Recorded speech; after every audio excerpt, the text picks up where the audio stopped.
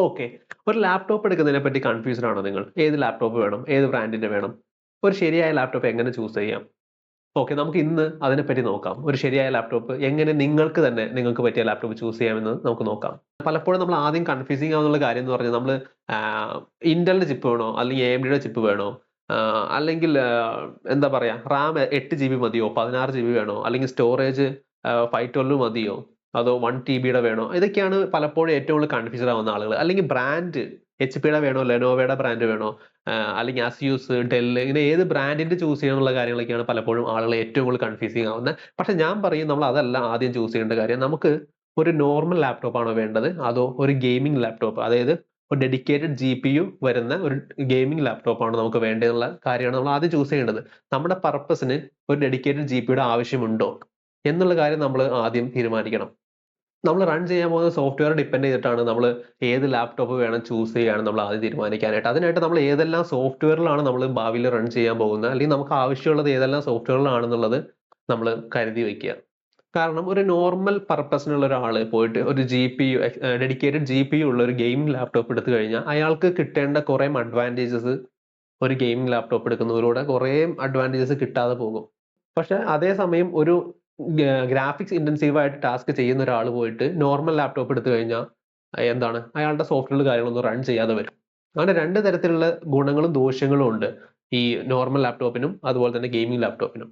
നമുക്കപ്പോൾ സാധാരണ normal laptop, അതായത് ഒരു ഡെഡിക്കേറ്റഡ് GPU വരാത്ത നമ്മൾ ബിസിനസ് പർപ്പസിനൊക്കെ യൂസ് ചെയ്യുന്ന ഒരു ലാപ്ടോപ്പിന്റെ ഗുണങ്ങൾ എന്തൊക്കെയാണെന്ന് നോക്കാം. അതിൽ ആദ്യത്തെ കാര്യം തന്നെ നമ്മൾ നോർമൽ ലാപ്ടോപ്പ്, GPU വരാത്തൊരു നോർമൽ ലാപ്ടോപ്പ് കാണാൻ വളരെ ഭംഗിയുള്ളതായിരിക്കും. അതിന്റെ കാരണം എന്ന് പറഞ്ഞാൽ അത് വളരെ സ്ലിം ആയിരിക്കും. ഒരു നോർമൽ ലാപ്ടോപ്പ് 2 കിലോഗ്രാമിൽ താഴെയാണ് സാധാരണ അതിന്റെ വെയിറ്റ് വരാം. ഒരു 1.6 1.7 kg അത്രയൊക്കെയാണ് വരുന്നത്. അതുകൊണ്ട് തന്നെ അത് ക്യാരി ചെയ്യാൻ വളരെ എളുപ്പമായിരിക്കും. ഈ നോർമൽ ലാപ്ടോപ്പിൽ യൂസ് ചെയ്തിരിക്കുന്നത് ലോ ക്ലോക്ക് സ്പീഡിൽ റൺ ചെയ്യുന്ന ചിപ്സെറ്റുകളായിരിക്കും. ആ ചിപ്സെറ്റിന്റെ അഡ്വാൻറ്റേജ് എന്താണെന്ന് വെച്ചിട്ടുണ്ടെങ്കിൽ നമുക്ക് ഹീറ്റ് പ്രൊഡ്യൂസ് ചെയ്യുന്നത് കുറവായിരിക്കും. അതുകൊണ്ട് തന്നെ നല്ല ബാറ്ററി ബാക്കപ്പ് നമുക്ക് അത്തരം ലാപ്ടോപ്പുകളിൽ കിട്ടും. ലോ ഹീറ്റ് പ്രൊഡ്യൂസ് ചെയ്യുന്നതുകൊണ്ട് നമുക്കത് കണ്ടിന്യൂസ് ആയിട്ട് നമുക്ക് ആ ലാപ്പ് കൂടുതൽ നേരം യൂസ് ചെയ്യാം. ഒരു പ്രശ്നവും അതുകൊണ്ട് തന്നെ നമുക്ക് ആ ലാപ്പിന് ഉണ്ടാകാൻ പോകുന്നില്ല. അതുപോലെ തന്നെ അതിന്റെ ബാറ്ററി ലൈഫ് സ്പാനും കാര്യങ്ങളെല്ലാം കൂടുതലായിരിക്കും. ബിൽഡ് ക്വാളിറ്റി കൂടുതലായിരിക്കും അത്തരം ലാപ്ടോപ്പുകൾക്ക്.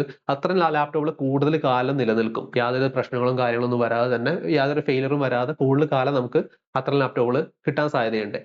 ഓക്കെ, ഗെയിമിംഗ് ലാപ്ടോപ്പിലേക്ക് വരുന്ന സമയത്ത് അത് കാഴ്ചയിൽ അല്പം തിക്കായിരിക്കും ലാപ്ടോപ്പ്.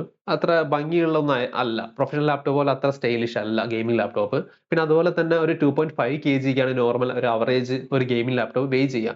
അപ്പൊ നിങ്ങൾക്ക് ഡെയിലി ക്യാരി ചെയ്യേണ്ട ഒരു ആവശ്യം ഉണ്ടെന്നുണ്ടെങ്കിൽ അത് ഇച്ചിരി ബുദ്ധിമുട്ടായിരിക്കും പ്രൊഫഷണൽ ലാപ്ടോപ്പ് വെച്ച് കമ്പയർ ചെയ്യേണ്ട സമയത്ത്.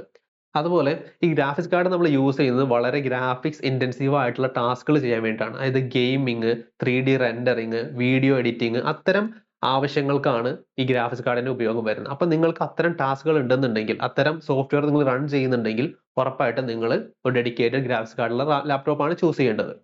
പിന്നെ ഈ ഗ്രാഫിക്സ് കാർഡ് ഒരുപാട് പവർ കൺസ്യൂം ചെയ്യുന്ന ഒന്നാണ്. അതുപോലെ തന്നെ ഒരുപാട് ഹീറ്റ് ജനറേറ്റ് ചെയ്യുകയും ചെയ്യും. അപ്പോൾ ഈ ഗ്രാഫിക്സ് കാർഡിന് വേണ്ടിയിട്ട് എക്സ്ട്രാ കൂളിങ്ങും ഫാനും വരുന്നതുകൊണ്ടാണ് ഈ ലാപ്ടോപ്പിന്റെ തിക്നെസ് കൂടുക. അതുപോലെ ഗ്രാഫിക്സ് കാർഡ് അത്യാവശ്യം എക്സ്പെൻസീവ് ആണ്. സോ ഒരു ഗ്രാഫിക്സ് കാർഡ് ഉള്ള ഒരു ലാപ്ടോപ്പ് നിങ്ങൾ ചൂസ് ചെയ്യുന്ന സമയത്ത് നിങ്ങളുടെ ബഡ്ജറ്റ് വീണ്ടും കൂടും. അതുപോലെ തന്നെ നിങ്ങൾക്ക് കിട്ടുന്ന ബാറ്ററി ബാക്കപ്പ് വളരെ കുറവായിരിക്കും. കാരണം കൂടുതൽ ബാറ്ററി ഒരു CPU കൺസ്യൂം ചെയ്യണതിന്റെ 2 times battery graphics card consume ചെയ്യും. അതുകൊണ്ട് തന്നെ നിങ്ങൾക്ക് വളരെ കുറഞ്ഞ ബാറ്ററി ബാക്കപ്പ് ആണ് ഒരു ഗെയിമിംഗ് ലാപ്ടോപ്പിൽ കിട്ടുക. ഒരു സാധാരണ ഗെയിമിംഗ് ലാപ്ടോപ്പ് നോക്കിക്കഴിഞ്ഞാൽ ഒരു 1 അവർ 2 അവറിന്റെ ബാക്കപ്പ് ഒക്കെയാണ് ഇപ്പോൾ ഒരു കറന്റ് കിട്ടാറ്. അതേസമയം നിങ്ങൾ പ്രൊഫഷണൽ ലാപ്ടോപ്പിലേക്ക് പോയി കഴിഞ്ഞാൽ ഒരു 7-8 അവേഴ്സിന്റെ ബാറ്ററി ബാക്കപ്പ് കിട്ടും. അപ്പോൾ നിങ്ങളുടെ നീഡ്സിനനുസരിച്ച് ഏത് ലാപ്ടോപ്പിലേക്കാണ് പോവേണ്ടത്, ഗെയിമിംഗ് ലാപ്ടോപ്പിലേക്ക് പോകണോ അതോ നോർമൽ ലാപ്ടോപ്പ് മതിയോ എന്നുള്ള കാര്യം നിങ്ങൾ തീരുമാനിക്കുക ആദ്യം. ഓക്കെ, അടുത്ത് നമുക്ക് ചൂസ് ചെയ്യേണ്ട അടുത്ത കമ്പോണന്റ് എന്ന് പറഞ്ഞിട്ടുണ്ടെങ്കിൽ CPU ആണ്. CPU വരുമ്പോൾ ഇന്റലിന്റെ CPU ഉണ്ട്, അതുപോലെ തന്നെ AMDയുടെ CPU ഉണ്ട്. ഇപ്പൊ 2024 നിങ്ങൾ ലാപ്ടോപ്പ് ചൂസ് ചെയ്യുകയാണെന്നുണ്ടെങ്കിൽ അറ്റ്ലീസ്റ്റ് 12th ജനറേഷന്റെ ഇന്റലിന്റെ 12th ജനറേഷൻ നിങ്ങൾ ചൂസ് ചെയ്യുക. അല്ലെങ്കിൽ 13, 14 ജനറേഷൻ വരെ ഇറങ്ങി. ഒരിക്കലും 11th ജനറേഷനിലേക്ക് നിങ്ങൾ താഴോട്ട് പോകരുത്. അതുപോലെ ശ്രദ്ധിക്കേണ്ട മറ്റൊന്നാണ് നമ്മുടെ ചിപ്സെറ്റിന്റെ അവസാനത്തെ ഒരു ലെറ്റർ ഉണ്ട്. U അല്ലെങ്കിൽ P അല്ലെങ്കിൽ H. U സീരീസ് എന്ന് പറഞ്ഞിട്ടുണ്ടെങ്കിൽ ലൈറ്റ് ആയിട്ടുള്ള ടാസ്കുകൾക്ക് വേണ്ടിയിട്ടുള്ള ചിപ്സെറ്റ് ആണ്. കോഡിങ്, വെബ് ബ്രൗസിംഗ് അത്തരം കാര്യങ്ങൾക്ക് U സീരീസ് ചിപ്സെറ്റ് ധാരാളമാണ്. P എന്ന് ഉദ്ദേശിക്കുന്നത് മോഡറേറ്റ് പവർഫുൾ ആയിട്ടുള്ള ചിപ്സെറ്റ് ആണ്. ഇനി H എന്ന് പറയുന്നത് ഹൈ ഇന്റൻസീവ് ആയിട്ടുള്ള വർക്ക് ലോഡുകൾ ചെയ്യാനാണ് H സീരീസ് ചിപ്സെറ്റ് വരുന്നത്. മനസ്സിലാക്കേണ്ട ഒരു കാര്യം എന്ന് പറഞ്ഞിട്ടുണ്ടെങ്കിൽ H സീരീസ് ചിപ്സെറ്റ് കൂടുതൽ ഹീറ്റ് ജനറേറ്റ് ചെയ്യും ഈ U സീരീസ് പ്രോസസറിൽ വെച്ചിട്ട്. അപ്പൊ നിങ്ങൾ ലൈറ്റ് ആയിട്ടുള്ള ടാസ്കുകളാണ് യൂസ് ചെയ്യണമെന്നുണ്ടെങ്കിൽ ഒരു യു സീരീസ് ചിപ്സെറ്റിലേക്ക് പോകുന്നതാണ് എപ്പോഴും നല്ലത്. കാരണം കുറച്ച് ഹീറ്റേ ജനറേറ്റ് ചെയ്യുള്ളൂ. അതുകൊണ്ട് തന്നെ കൂടുതൽ ബാറ്ററി ബാക്കപ്പ് നിങ്ങൾക്ക് അവിടെ കിട്ടും ഒരു യു സീരീസ് ചിപ്സെറ്റ് ചൂസ് ചെയ്ത് കഴിഞ്ഞാൽ. അപ്പോൾ നേരത്തെ പറഞ്ഞതുപോലെ തന്നെ നിങ്ങൾ ടാസ്കുകൾക്ക് അനുസരിച്ച് വേണം നിങ്ങൾ യു ചൂസ് ചെയ്യണോ അതോ എച്ച് ചൂസ് ചെയ്യണോ എന്നുള്ള കാര്യം തീരുമാനിക്കാനായിട്ട്. അടുത്ത ഇമ്പോർട്ടൻ്റ് ആയിട്ടുള്ള ഒരു കാര്യം എന്ന് പറയുന്നത് റാം ചൂസ് ചെയ്യുന്ന കാര്യത്തിലാണ്. വിൻഡോസ് പ്രോഗ്രാമുകൾ സ്മൂത്ത് ആയിട്ട് റൺ ചെയ്യാനായിട്ട് ഒരു സ്വീറ്റ് സ്പോട്ട് എന്ന് പറയുന്നത് 16 GB റാമാണ്. നിങ്ങൾക്ക് പറ്റുന്നുണ്ടെങ്കിൽ 16 GB റാം തന്നെ ചൂസ് ചെയ്യുക. നിങ്ങൾ ടാസ്ക് അതിൽ കൂടുതൽ ഡിമാൻഡ് ചെയ്യുന്നുണ്ടെങ്കിൽ ആ ഒരു സ്പെസിഫിക് എത്ര GB ആണ് റാം അത്ര GB റാം ചൂസ് ചെയ്യുക. അതുപോലെ മിനിമം 8 GB റാമുള്ള ലാപ്ടോപ്പിൽ ചൂസ് ചെയ്യുക. അതിന് താഴോട്ട് ഒരിക്കലും ചൂസ് ചെയ്യാതിരിക്കുക. കാരണം വിൻഡോസിലെ ആപ്ലിക്കേഷൻ പലതും നല്ല പ്രോപ്പറായിട്ട് വർക്ക് ആവില്ല. പിന്നെ ലാപ്ടോപ്പിൽ റാം അപ്ഗ്രേഡ് ചെയ്യുന്ന അത്ര ഈസി ആയിട്ടുള്ള കാര്യമല്ല. പഴയതുപോലെയല്ല ഇപ്പോൾ വരുന്ന ലാപ്ടോപ്പിൽ മിക്കവാറും ഓൺ ബോർഡ് റാമാണ് വരുന്നത്. അപ്പോൾ അപ്ഗ്രേഡ് ചെയ്യാനുള്ള ഓപ്ഷൻ പല ലാപ്ടോപ്പിലും കാണത്തില്ല. സോ പറ്റുന്നുണ്ടെങ്കിൽ ഞാൻ റെക്കമെൻഡ് ചെയ്യുന്ന ഒരു 16 GB റാം വരുന്ന ഒരു ലാപ്ടോപ്പ് ചൂസ് ചെയ്യാനുള്ളതാണ്. ഇന്നിപ്പോൾ ഒരു 40,000 രൂപ ബഡ്ജറ്റ് മുതൽ 16 GB അവൈലബിൾ ആയിട്ടുള്ള റാം ഉള്ള മോഡലുകൾ നമുക്ക് ഓൺലൈനിൽ അവൈലബിൾ ആണ്. ഇനി അടുത്തത് സ്റ്റോറേജ് ആണ്. സ്റ്റോറേജിന്റെ കേസിലേക്ക് വരുമ്പോൾ സത്യം പറഞ്ഞാൽ ഇപ്പോൾ വലിയ ഡൗട്ട് ഒന്നുമില്ല. കാരണം ഇപ്പോൾ നമുക്കൊരു 30,000 മുകളിലേക്ക് നോക്കിക്കഴിഞ്ഞാൽ ഒരു ലാപ്ടോപ്പിലും ഹാർഡ് ഡിസ്ക് വരുന്നില്ല. എല്ലാ ലാപ്ടോപ്പിലും SSD ആണ് വരുന്നത്. എല്ലാ ലാപ്ടോപ്പും SSD വെച്ചാണ് വരുന്നത്. അതുപോലെ തന്നെ 512 GB ക്കാണ് മിക്കവാറും എല്ലാ ലാപ്ടോപ്പും വരുന്നത്. 1 TB വേരിയന്റിലൊക്കെ വളരെ ചുരുക്കമാണ് കാണുന്നത്.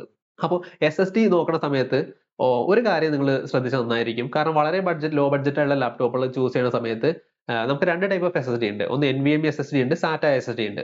അപ്പോൾ അത് NVMe SSD തന്നെയല്ലേ എന്നുള്ളൊരു കാര്യം കൺഫേം ചെയ്താൽ വളരെ നന്നായിരിക്കും.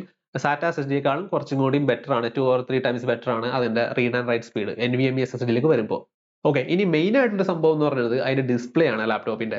ഇപ്പൊ 16 ഇഞ്ച് ഡിസ്പ്ലേ വരുന്ന ലാപ്ടോപ്പ് ഉണ്ട്, 14 ഇഞ്ച് വരുന്നുണ്ട്, 13 ഇഞ്ച് ഡിസ്പ്ലേ വരുന്ന ലാപ്ടോപ്പ് ഉണ്ട്.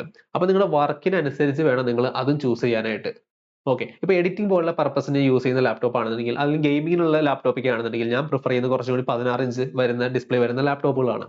അതേസമയം നിങ്ങൾ പ്രൊഫഷണൽ ലാപ്ടോപ്പ് ആണ് നിങ്ങൾ യൂസ് ചെയ്യണമെന്നുണ്ടെങ്കിൽ അതൊരു 13 ഇഞ്ചോ 14 ഇഞ്ചോ ആയാലും അത് വളരെ ഓക്കെ ആണ്. കാരണം വെയിറ്റ് കുറവായിരിക്കും അത്തരം ലാപ്ടോപ്പുകൾ, നിങ്ങൾക്ക് കൊണ്ടു നടക്കാനൊക്കെ വളരെ എളുപ്പമായിരിക്കും. ഡിസ്പ്ലേ നോക്കുമ്പോൾ മറ്റൊരു കാര്യം എന്ന് പറഞ്ഞാൽ അതിന്റെ റെസൊല്യൂഷൻ ആണ്. മിക്കവാറും ഇന്നിപ്പോൾ ഫുൾ HD താഴെ ഡിസ്പ്ലേസ് ഒന്നും അവൈലബിൾ അല്ല, എന്നാലും ഫുൾ HD അല്ല ഡിസ്പ്ലേ എന്നുള്ള കാര്യം നിങ്ങൾ ഉറപ്പ് വരുത്തുക.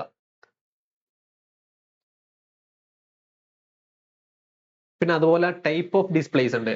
AMOLED ഡിസ്പ്ലേ ഉണ്ട്, നോർമൽ LED ഡിസ്പ്ലേ ഉണ്ട്, അതുപോലെ LCD ഉണ്ട്, TFT പാനലുകളുണ്ട്. നമ്മൾ വളരെ ലോ ബഡ്ജറ്റ് ഒക്കെ വരുമ്പോൾ TFT പാനലാണ് പലപ്പോഴും കിട്ടുന്നത്. അപ്പോൾ ഞാൻ പറയുകയാണെങ്കിൽ ഒരു IPS LCD പാനലെങ്കിലും ഉള്ള ഡിസ്പ്ലേ ചൂസ് ചെയ്യാൻ ശ്രമിക്കുക. പറ്റുമെങ്കിൽ AMOLED ഡിസ്പ്ലേ ചൂസ് ചെയ്യുക. AMOLED ഡിസ്പ്ലേക്ക് വരുമ്പോൾ ഇപ്പോൾ ഒരു പിന്നെ അതുപോലെ ഡിസ്പ്ലേയുടെ കളർ ആക്യുറസി 100% sRGB വരുന്നുണ്ടോ എന്നുള്ള കാര്യം കൂടി നിങ്ങൾ നോക്കാം. അതുപോലെ തന്നെ മറ്റൊരു ഘടകമാണ് അതിന്റെ ബ്രൈറ്റ്നെസ്. ഒരു 250 നിറ്റ്സിന് എബവ് ഉള്ള ഡിസ്പ്ലേസ് ചൂസ് ചെയ്യുക. 250ക്ക് താഴോട്ട് പോകാതിരിക്കുക. ഒരു 250, 300, 350 ഒക്കെയാണ് ആ ഒരു ഐഡിയൽ. 300, 350 ഒക്കെയാണ് ഒരു ഐഡിയൽ ബ്രൈറ്റ്നെസ് ലാപ്ടോപ്പുകളുടെ. അപ്പൊ ഇത്തരം കാര്യങ്ങളാണ് നമ്മൾ ഒരു ലാപ്ടോപ്പ് ചൂസ് ചെയ്യുന്ന സമയത്ത് മെയിൻ ആയിട്ട് ശ്രദ്ധിക്കേണ്ട കാര്യങ്ങൾ. ഞാൻ ഈ പറഞ്ഞ സ്പെസിഫിക്കേഷൻ എല്ലാം ഓക്കെ ആയി വരുന്ന 1-2 മോഡൽ ലാപ്ടോപ്പുകൾ ഞാൻ താഴെ ഡിസ്ക്രിപ്ഷനിൽ അതിന്റെ ലിങ്ക് ഷെയർ ചെയ്തേക്കാം. നിങ്ങൾക്ക് അനുയോജ്യമായ ബഡ്ജറ്റുള്ള ലാപ്ടോപ്പ് നിങ്ങൾക്ക് അവിടെ നിന്ന് ചൂസ് ചെയ്യാവുന്നതാണ്. വീഡിയോ ഇഷ്ടമായിട്ടുണ്ടെങ്കിൽ ലൈക്ക് ചെയ്യുക. എന്തെങ്കിലും അഭിപ്രായങ്ങൾ ഉണ്ടെന്നുണ്ടെങ്കിൽ കമന്റ് ചെയ്യുക. അടുത്ത വീഡിയോ ആയിട്ട് വരുന്നവരെ ബൈ.